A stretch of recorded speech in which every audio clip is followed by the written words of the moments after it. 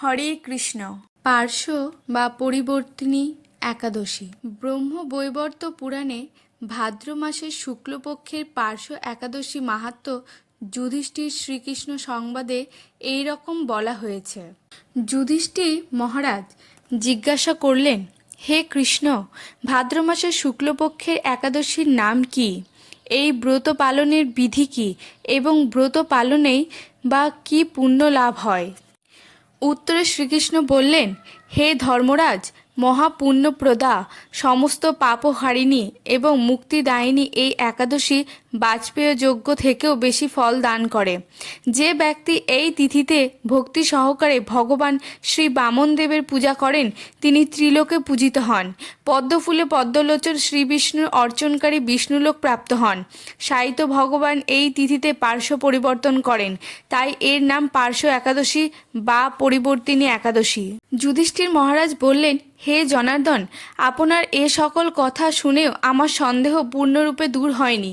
হে দেব, আপনি কিভাবে শয়ন করেন, কিভাবে বা পার্শ্ব পরিবর্তন করেন, আর চাতুর্মাস্য ব্রত পালনকারীর কি কর্তব্য এবং আপনার শয়নকালে লোকের কি করণীয়, এসব বিষয়ে বিস্তারিতভাবে আমাকে বলুন। আর কেনই বা দৈত্যরাজ বলিকে বেঁধে রাখা হয়েছিল তা বর্ণনা করে আমার সকল সন্দেহ দূর করুন। শ্রীকৃষ্ণ বললেন, হে রাজন, দৈত্যকুলে আবির্ভূত প্রহ্লাদ মহারাজের পৌত্র বলি আমার অতি প্রিয় ভক্ত ছিল। সে আমার সন্তুষ্টি বিধানের জন্য গো ব্রাহ্মণ পূজা ও যজ্ঞাদি ব্রত সম্পাদন করত, কিন্তু ইন্দ্রের প্রতি বিদ্বেষবশত সকল দেবলোক সে জয় করে নেয়।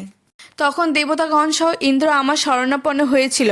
তাদের প্রার্থনায় আমি ব্রাহ্মণ বালক বেশে বামন রূপে বলি মহারাজের যজ্ঞস্থলে উপস্থিত হলাম।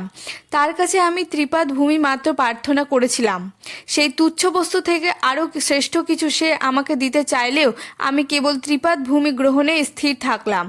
দৈত্যগুরু শুক্রাচার্য আমাকে ভগবান রূপে জানতে পেরে বলি মহারাজকে ওই দান দিতে নিষেধ করল, কিন্তু সত্যাশ্রয়ী বলি গুরুর নির্দেশ অমান্য করে আমাকে দান দিতে সংকল্প করল। তখন আমি এক পদে নিচের সপ্তলোক, আরেক পদে উপরে সপ্তভুবন অধিকার করে নিলাম। পুনরায় তৃতীয় পদের স্থান চাইলে সে তার মাথা পেতে দিল। আমি তার মস্তকে তৃতীয় পদে স্থাপন করলাম। তার আচরণে সন্তুষ্ট হয়ে আমি সর্বদা তার কাছে বাস করার প্রতিশ্রুতি দিলাম। ভাদ্র শুক্লপক্ষিয়া একাদশীতে ভগবান শ্রী বামনদেবের এক মূর্তি বলি মহারাজের আশ্রমে স্থাপিত হয়। দ্বিতীয় মূর্তি ক্ষীরসাগরে অনন্তদেবের কোলে শয়ন একাদশী থেকে উত্থান একাদশী পর্যন্ত 4 মাস শয়ন অবস্থায় থাকেন। এই 4 মাস যে ব্যক্তি নির্দিষ্ট নিয়ম, ব্রত বা জপ তপ ব্যতীত দিনযাপন করে সেই মহামূর্খ জীবিত থাকলেও তাকে মৃত বলে জানতে হবে। শ্রাবণ মাসে শাক, ভাদ্র মাসে দই, আশ্বিনে দুধ, কার্তিক মাসে মাসকলাই বর্জন করে এই 4 মাস শ্রীকৃষ্ণের আরাধনা করতে হয়। প্রতিটি একাদশী ব্রত যথাযথ পালন করতে হয়। সাহিত্য ভগবান পার্শ্ব পরিবর্তন করেন বলে এই একাদশী মহাপুণ্য ও সকল অভীষ্ট প্রদাতা। এই একাদশী ব্রত পালনে 1 সহস্র অশ্বমেধ যজ্ঞের ফল পাওয়া যায়।